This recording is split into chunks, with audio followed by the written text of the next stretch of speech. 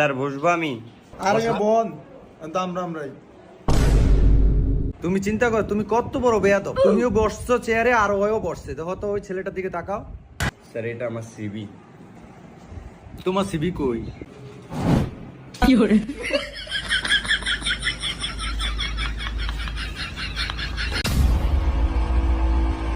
তোম করে আমি 3টা প্রশ্ন করমু, যদি উত্তর দিতে পারো তারপর আমি দেখমু। প্রশ্ন কি আমি করমু? জি স্যার। আচ্ছা, তোমার পকেট খরচ কে চালায়? স্যার আমার পকেট খরচ আমার ফ্যামিলি চালায়। আমার তো কোনো চাকরি নেই, এই জন্যই আমার চাকরিটা অনেক দরকার আর কি। আচ্ছা তোমার? স্যার আমি ওই এলাকার মধ্যে 2-4 রাউন্ড ঘুরান দিলে এমনি মনে করেন যে পকেটে 4-500 টাকা পড়ে। ফোনটা ওই হুদা মাহবুব জান এই আর কি। বাহ, তাহলে তো তুমি এলাকার সম্মানীয় মানুষ। তাহলে তো তোমার চাকরি করা লাগে না। না স্যার, চাকরি তো চাকরি, আর মনে করেন পকেট খরচ দিয়া কি হয়। আচ্ছা যাই হোক, তুমি কি ম্যারিড? জি স্যার। আচ্ছা আর তুমি? চাকরি বাকরি নাই, এলাকায় রাউন্ড দিয়া খাই। আমারে স্যার মাইয়া দিব কি? একটা চাকরি খুবই দরকার, অন্তত বিয়াটা লেগা। আচ্ছা তোমরা তো ব্যাংকে চাকরি করতে আইছো। আচ্ছা তোমাদের ব্যাংকের টাকা যদি এলাকার কোনো প্রভাবশালী লোকে যদি খায়ালায়, তাহলে তোমার করণীয় কি? স্যার যে টাকাটা খাইছে তার আশেপাশে যারা গণ্যমান্য ব্যক্তি আছে তাদের জানাবো। তাও যদি না হয় তাহলে আমি আইনের আশ্রয় নিব স্যার। আচ্ছা তুমি কি করবা? স্যার আমি হেয়ারে যায় বুঝামু। अच्छा বুঝামু যে ভাই টিয়াটা দিয়া দেন ব্যাংকের টিয়া।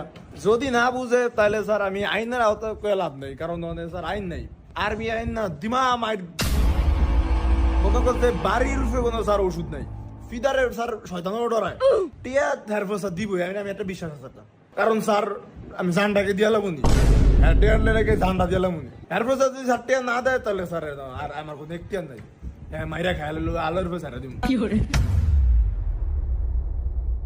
জনগণের টাকা বেটা খায়া লাইবো আর তুমি আল্লাহর উপরে ছাইরা দিবা? এটা কি তোমার টাকা? এটা ব্যাংকের টাকা।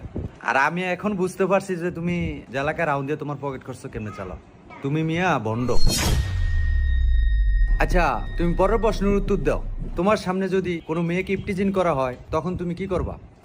স্যার ওরা যেহেতু ইফটেজার, সো ওরা অনেকজন থাকবে, আমি একাই কিছু ওদের সাথে করতে পারবো না। তো আমি কি করব, ওদের এলাকার যে মুরব্বী যারা আছে তাদের নিয়ে কিছু করার ট্রাই করব। যদি তাও না হয় তাহলে আমি আইনের আশ্রয় নিব। अच्छा যাক ভালো বলছো। আচ্ছা তুমি? ওর মায়ের বাপ স্যার এটা কি প্রশ্ন করলেন? এটি দেখলি তো আমি নগদ করে কর দিলাম, সাইকে আমি গেলাম স্যার। এরপরে যদি এরা মনে করেন যে ভাই কইলো যে অনেকজন হতো 4-5 জন যদি থাকে, তাহলে স্যার কি আমি জানটা দিলাম নিয়ে গেল। আমি স্যার আইনের আশ্রয় নিতেই